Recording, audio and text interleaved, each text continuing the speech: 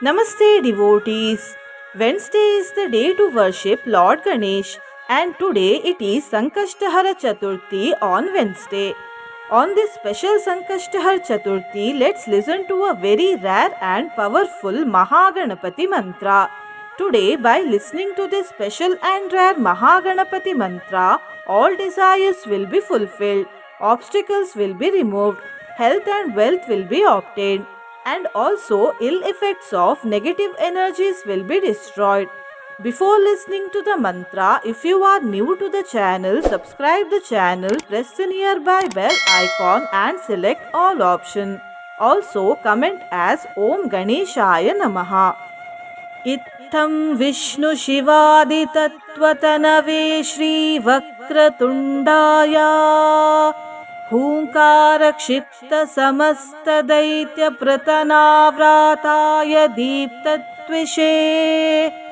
इत्थं विष्णुशिवादितत्त्वतनवे श्रीवक्रतुण्डाय हूङ्कारक्षिप्तसमस्तदैत्यप्रतनाव्राताय दीप्तत्विषे इत्थं विष्णुशिवादितत्त्वतनवे श्रीवक्रतुण्डाय हूङ्कारक्षिप्तसमस्तदैत्यप्रतनाव्राताय दीप्तत्विषे इत्थं विष्णुशिवादितत्त्वतनवे श्रीवक्रतुण्डाय हूङ्कारक्षिप्तसमस्तदैत्यप्रतनाव्राताय दीप्तत्विषे इत्थं विष्णुशिवादितत्त्वतनवे श्रीवक्रतुण्डाय हूङ्कारक्षिप्तसमस्तदैत्यप्रतनाव्राताय दीप्तत्विषे इत्थं विष्णुशिवादितत्त्वतनवे श्रीवक्रतुण्डाय हूङ्कारक्षिप्तसमस्तदैत्यप्रतनाव्राताय दीप्तत्विषे इत्थं विष्णुशिवादितत्त्वतनवे श्रीवक्रतुण्डाय हूङ्कारक्षिप्तसमस्तदैत्यप्रतनाव्राताय दीप्तत्विषे इत्थं विष्णुशिवादितत्त्वतनवे श्रीवक्रतुण्डाय हूङ्कारक्षिप्तसमस्तदैत्यप्रतनाव्राताय दीप्तत्विषे इत्थं विष्णुशिवादितत्त्वतनवे श्रीवक्रतुण्डाय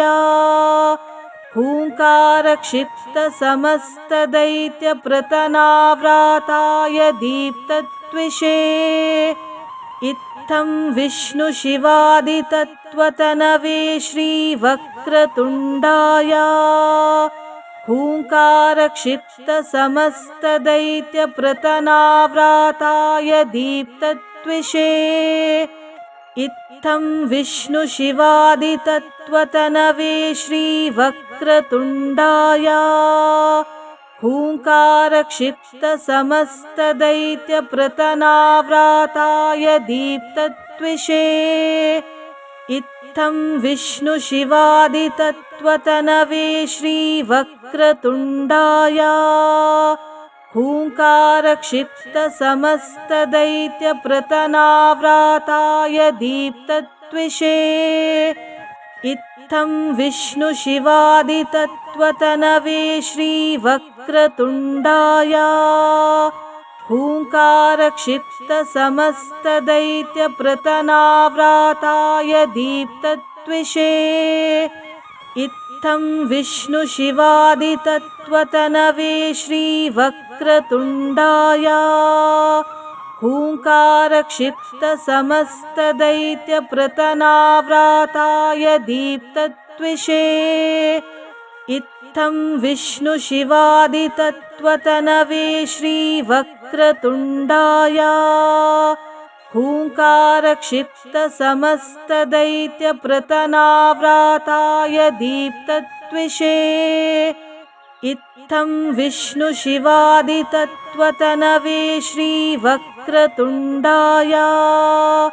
हूङ्कारक्षिप्तसमस्तदैत्यप्रतनाव्राताय दीप्तत्विषे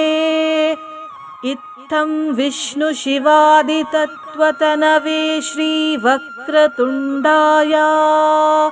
हूङ्कारक्षिप्तसमस्तदैत्यप्रतनाव्राताय दीप्तत्विषे इत्थं विष्णुशिवादितत्त्वतनवे श्रीवक्रतुण्डाय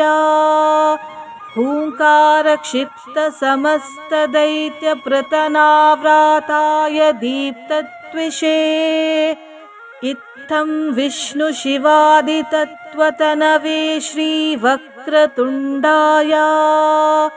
हूङ्कारक्षिप्तसमस्तदैत्यप्रतनाव्राताय दीप्तत्विषे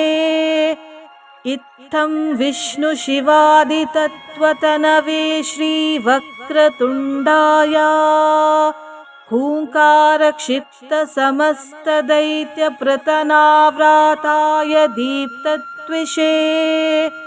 इत्थं विष्णुशिवादितत्त्वतनवे श्रीवक्रतुण्डाय हूङ्कारक्षिप्तसमस्तदैत्यप्रतनाव्राताय दीप्तत्विषे इत्थं विष्णुशिवादितत्त्वतनवे श्रीवक्रतुण्डाय हूङ्कारक्षिप्तसमस्तदैत्यप्रतनाव्राताय दीप्तत्विषे इत्थं विष्णुशिवादितत्त्वतनवे श्रीवक्रतुण्डाय हूङ्कारक्षिप्तसमस्तदैत्यप्रतनाव्राताय दीप्तत्विषे इत्थं विष्णुशिवादितत्त्वतनवे श्रीवक्रतुण्डाय हूङ्कारक्षिप्तसमस्तदैत्यप्रतनाव्राताय दीप्तत्विषे इत्थं विष्णुशिवादितत्त्वतनवे श्रीवक्रतुण्डाय हूङ्कारक्षिप्तसमस्तदैत्यप्रतनाव्राताय दीप्तत्विषे इत्थं विष्णुशिवादितत्त्वतनवे श्रीवक्रतुण्डाय हूङ्कारक्षिप्तसमस्तदैत्यप्रतनाव्राताय दीप्तत्विषे इत्थं विष्णुशिवादितत्त्वतनवे श्रीवक्रतुण्डाय हूङ्कारक्षिप्तसमस्तदैत्यप्रतनाव्राताय दीप्तत्विषे इत्थं विष्णुशिवादितत्त्वतनवे श्रीवक्रतुण्डाय हूङ्कारक्षिप्तसमस्तदैत्यप्रतनाव्राताय दीप्तत्विषे इत्थं विष्णुशिवादितत्त्वतनवे श्रीवक्रतुण्डाय हूङ्कारक्षिप्तसमस्तदैत्यप्रतनाव्राताय दीप्तत्विषे इत्थं विष्णुशिवादितत्त्वतनवे श्रीवक्रतुण्डाय हूङ्कारक्षिप्तसमस्तदैत्यप्रतनाव्राताय दीप्तत्विषे इत्थं विष्णुशिवादितत्त्वतनवे श्रीवक्रतुण्डाय हूङ्कारक्षिप्तसमस्तदैत्यप्रतनाव्राताय दीप्तत्विषे इत्थं विष्णुशिवादितत्त्वतनवे श्रीवक्रतुण्डाय हूङ्कारक्षिप्तसमस्तदैत्यप्रतनाव्राताय दीप्तत्विषे इत्थं विष्णुशिवादितत्त्वतनवे श्रीवक्रतुण्डाय हूङ्कारक्षिप्तसमस्तदैत्यप्रतनाव्राताय दीप्तत्विषे इत्थं विष्णुशिवादितत्त्वतनवे श्रीवक्रतुण्डाय हूङ्कारक्षिप्तसमस्तदैत्यप्रतनाव्राताय दीप्तत्विषे इत्थं विष्णुशिवादितत्त्वतनवे श्रीवक्रतुण्डाय हूङ्कारक्षिप्तसमस्तदैत्यप्रतनाव्राताय दीप्तत्विषे इत्थं विष्णुशिवादितत्त्वतनवे श्रीवक्रतुण्डाय हूङ्कारक्षिप्तसमस्तदैत्यप्रतनाव्राताय दीप्तत्विषे इत्थं विष्णुशिवादितत्त्वतनवे श्रीवक्रतुण्डाय हूङ्कारक्षिप्तसमस्तदैत्यप्रतनाव्राताय दीप्तत्विषे इत्थं विष्णुशिवादितत्त्वतनवे श्रीवक्रतुण्डाय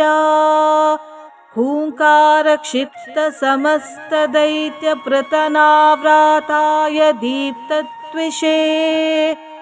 इत्थं विष्णुशिवादितत्त्वतनवे श्रीवक्रतुण्डाय हूङ्कारक्षिप्तसमस्तदैत्यप्रतनाव्राताय दीप्तत्विषे इत्थं विष्णुशिवादितत्त्वतनवे श्रीवक्रतुण्डाय हूङ्कारक्षिप्तसमस्तदैत्यप्रतनाव्राताय दीप्तत्विषे इत्थं विष्णुशिवादितत्त्वतनवे श्रीवक्रतुण्डाय हूङ्कारक्षिप्तसमस्तदैत्यप्रतनाव्राताय दीप्तत्विषे इत्थं विष्णुशिवादितत्त्वतनवे श्रीवक्रतुण्डाय हूङ्कारक्षिप्तसमस्तदैत्यप्रतनाव्राताय दीप्तत्विषे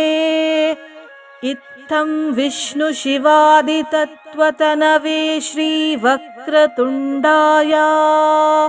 हूङ्कारक्षिप्तसमस्तदैत्यप्रतनाव्राताय दीप्तत्विषे इत्थं विष्णुशिवादितत्त्वतनवे श्रीवक्रतुण्डाय हूङ्कारक्षिप्तसमस्तदैत्यप्रतनाव्राताय दीप्तत्विषे इत्थं विष्णुशिवादितत्त्वतनवे श्रीवक्रतुण्डाय हूङ्कारक्षिप्तसमस्तदैत्यप्रतनाव्राताय दीप्तत्विषे इत्थं विष्णुशिवादितत्त्वतनवे श्रीवक्रतुण्डाय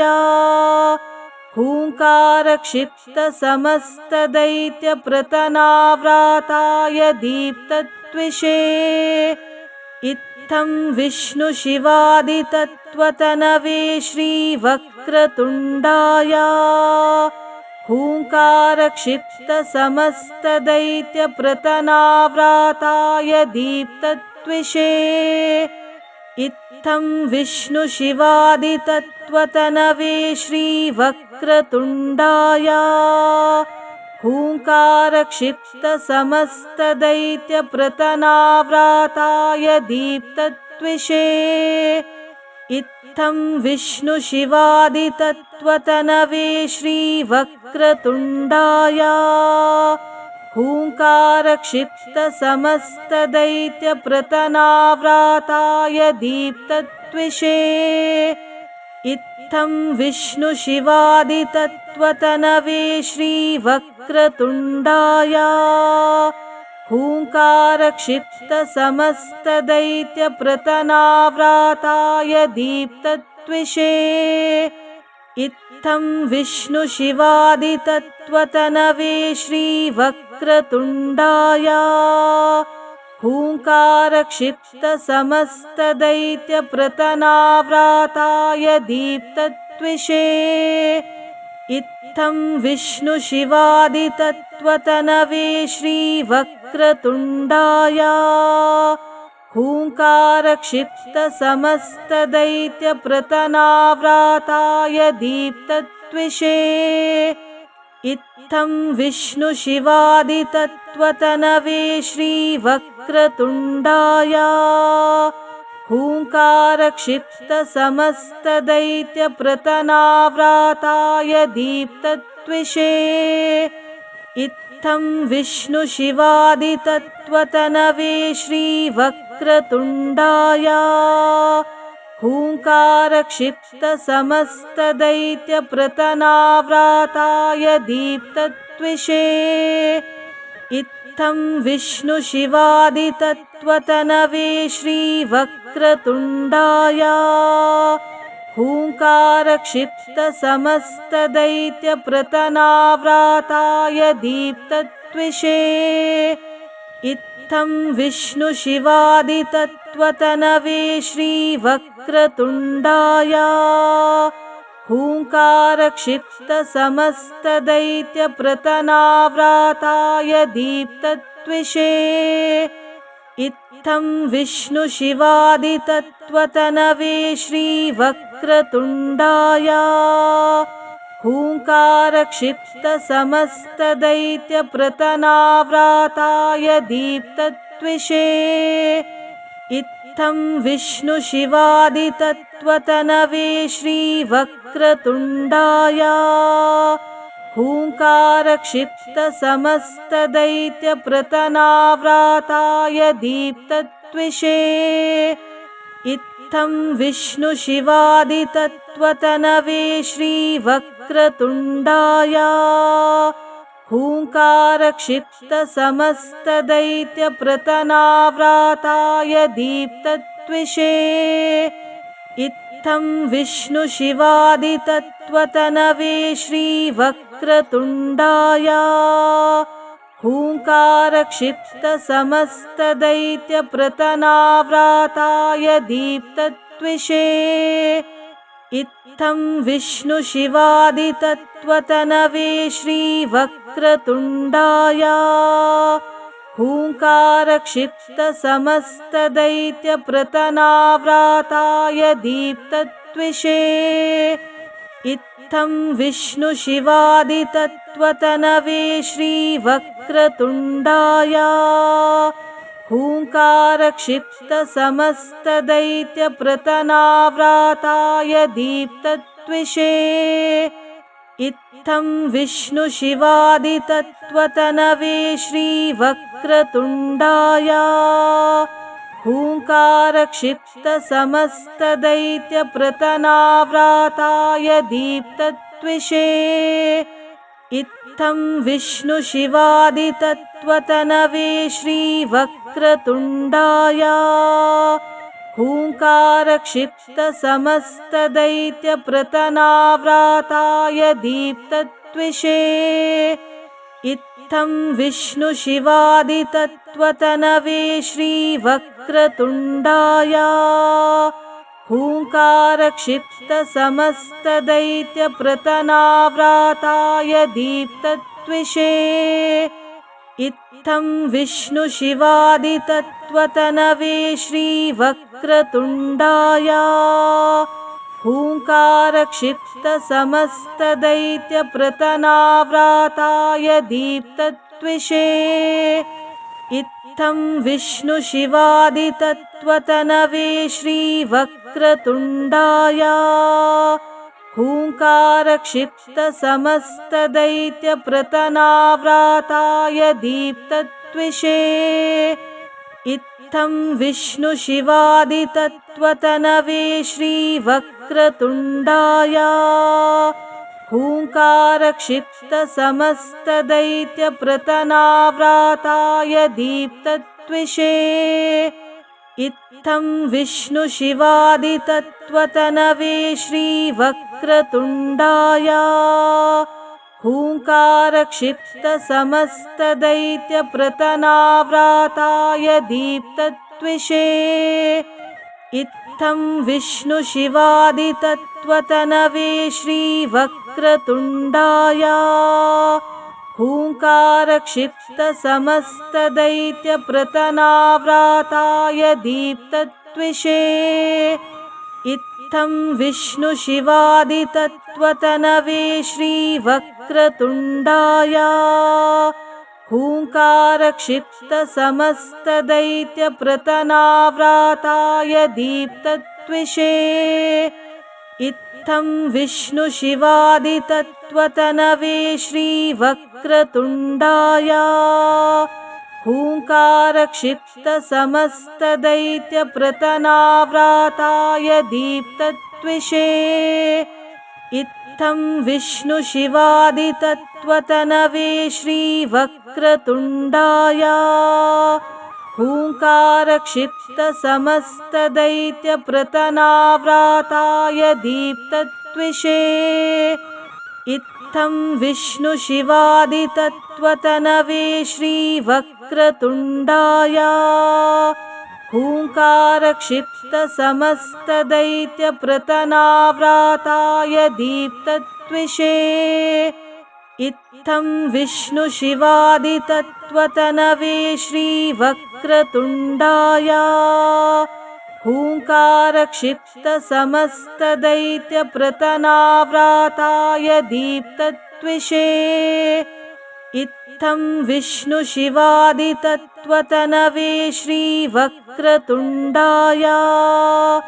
हूङ्कारक्षिप्तसमस्तदैत्यप्रतनाव्राताय दीप्तद्विषे इत्थं विष्णुशिवादितत्त्वतनवे श्रीवक्रतुण्डाय हूङ्कारक्षिप्तसमस्तदैत्यप्रतनाव्राताय दीप्तद्विषे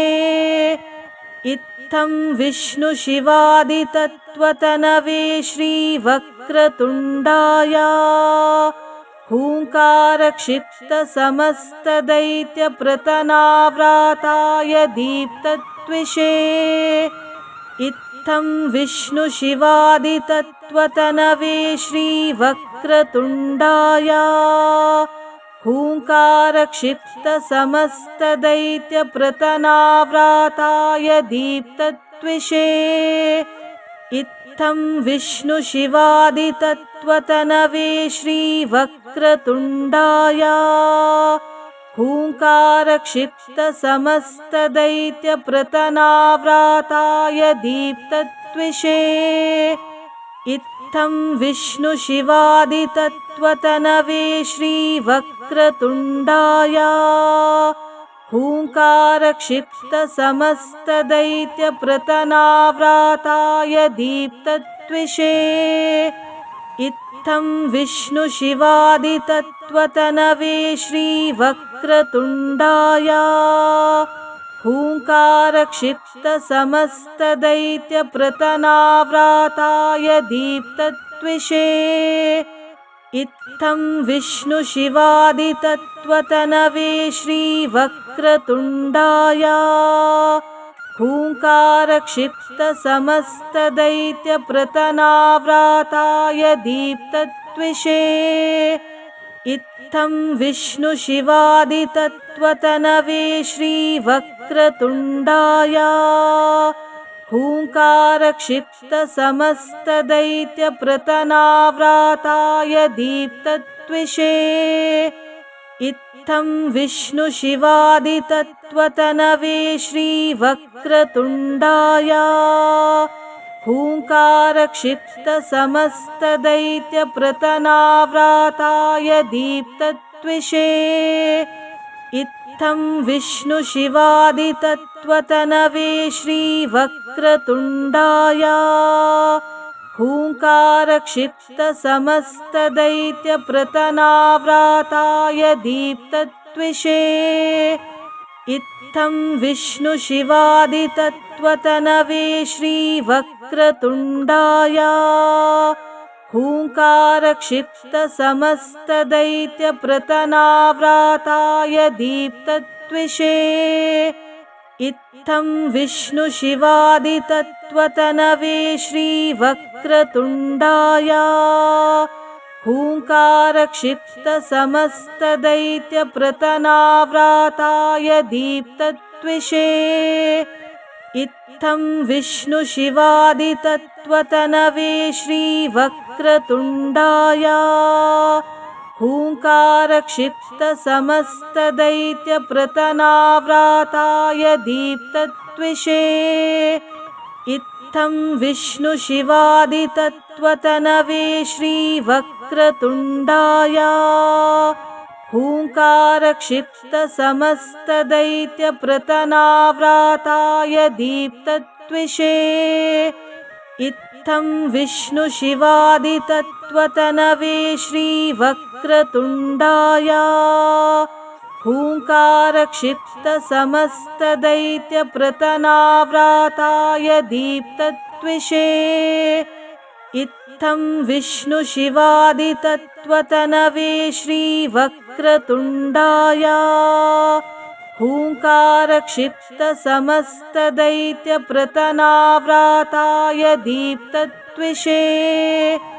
इत्थं विष्णुशिवादितत्त्वतनवे श्रीवक्रतुण्डाय हूङ्कारक्षिप्तसमस्तदैत्यप्रतनाव्राताय दीप्तद्विषे इत्थं विष्णुशिवादितत्त्वतनवे श्रीवक्रतुण्डाय हूङ्कारक्षिप्तसमस्तदैत्यप्रतनाव्राताय दीप्तद्विषे इत्थं विष्णुशिवादितत्त्वतनवे श्रीवक्रतुण्डाय हूङ्कारक्षिप्तसमस्तदैत्यप्रतनाव्राताय दीप्तद्विषे इत्थं विष्णुशिवादितत्त्वतनवे श्रीवक्रतुण्डाय हूङ्कारक्षिप्तसमस्तदैत्यप्रतनाव्राताय दीप्तद्विषे इत्थं विष्णुशिवादितत्त्वतनवे श्रीवक्रतुण्डाय हूङ्कारक्षिप्तसमस्तदैत्यप्रतनाव्राताय दीप्तद्विषे इत्थं विष्णुशिवादितत्त्वतनवे श्रीवक्रतुण्डाय हूङ्कारक्षिप्तसमस्तदैत्यप्रतनाव्राताय दीप्तद्विषे इत्थं विष्णुशिवादितत्त्वतनवे श्रीवक्रतुण्डाय हूङ्कारक्षिप्तसमस्तदैत्यप्रतनाव्राताय दीप्तद्विषे इत्थं विष्णुशिवादितत्त्वतनवे श्रीवक्रतुण्डाय हूङ्कारक्षिप्तसमस्तदैत्यप्रतनाव्राताय दीप्तद्विषे इत्थं विष्णुशिवादितत्त्वतनवे श्रीवक्रतुण्डाय हूङ्कारक्षिप्तसमस्तदैत्यप्रतनाव्राताय दीप्तद्विषे इत्थं विष्णुशिवादितत्त्वतनवे श्रीवक्रतुण्डाय हूङ्कारक्षिप्तसमस्तदैत्यप्रतनाव्राताय दीप्तद्विषे इत्थं विष्णुशिवादितत्त्वतनवे श्रीवक्रतुण्डाय हूङ्कारक्षिप्तसमस्तदैत्यप्रतनाव्राताय दीप्तद्विषे इत्थं विष्णुशिवादितत्त्वतनवे श्रीवक्रतुण्डाय हूङ्कारक्षिप्तसमस्तदैत्यप्रतनाव्राताय दीप्तद्विषे इत्थं विष्णुशिवादितत्त्वतनवे श्रीवक्रतुण्डाय हूङ्कारक्षिप्तसमस्तदैत्यप्रतनाव्राताय दीप्तद्विषे इत्थं विष्णुशिवादितत्त्वतनवे श्रीवक्रतुण्डाय हूङ्कारक्षिप्तसमस्तदैत्यप्रतनाव्राताय दीप्तत्विषे इत्थं विष्णुशिवादितत्त्वतनवे श्रीवक्रतुण्डाय हूङ्कारक्षिप्तसमस्तदैत्यप्रतनाव्राताय दीप्तत्विषे इत्थं विष्णुशिवादितत्त्वतनवे श्रीवक्रतुण्डाय हूङ्कारक्षिप्तसमस्तदैत्यप्रतनाव्राताय दीप्तत्विषे